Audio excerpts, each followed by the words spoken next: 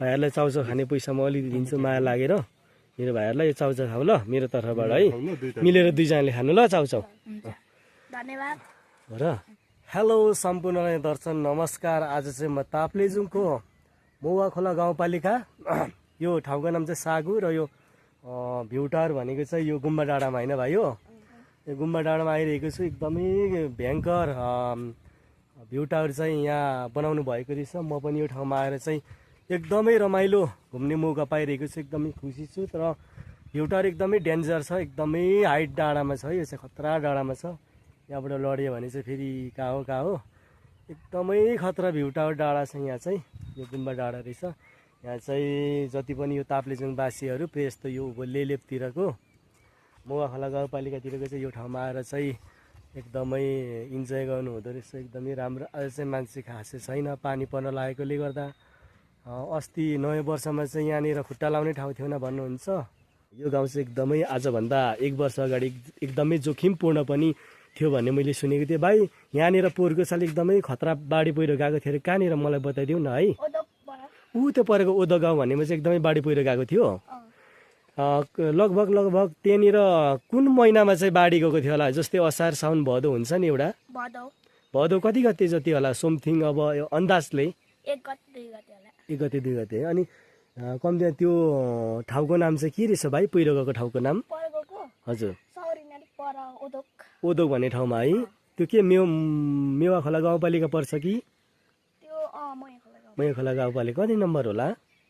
2 number होला। ए लगभग भाइ त्यो ठाउँमा चाहिँ कुन जातिको बसोबास थियो होला? शेर्पा है। लगभग भाइ कति घर जति त्यहाँ क्षति भयो? कति घर जति पहिरोले बगायो यसो अनुमानमा? अब भाइले त सुन्छ नि त, भाइको गाउँ पनि यो होइन। 15-16 घर बगायो है। मान्छे कति मर्यो होला? लगभग मान्छे नि मर्यो होला नि त होइन? क्षति भयो होला। गाई बस्तु चाहिँ बगायो, मान्छे चाहिँ मरेन। मान्छे मरेन है। गाई बस्तु चाहिँ बगायो। अनि त्यो गाउँ अहिले पुरै रित्तिरहेछ। त्यो गाउँमा एकजना नि मान्छे बस्दैन अहिले। त्यो गाउँको मान्छेहरू कहाँनिर बसिरहेछ अहिले? रङ्गशाला भने कहाँनिर हो? उहाँ तल रङ्गशाला छ। यो ठाउँको बारेमा मेरो सानो प्यारो भाइहरूले जानकारी दिएकोमा म एकदमै धेरै धन्यवाद। यो भाइहरूलाई चाउचाउ खाने पैसा म अलिकति दिन्छु माया लागेर मेरो भाइहरूलाई यो चाउचाउ खाऊ ल मेरो तर्फबाट है मिलेर दुईजनाले खानु ल चाउचाउ।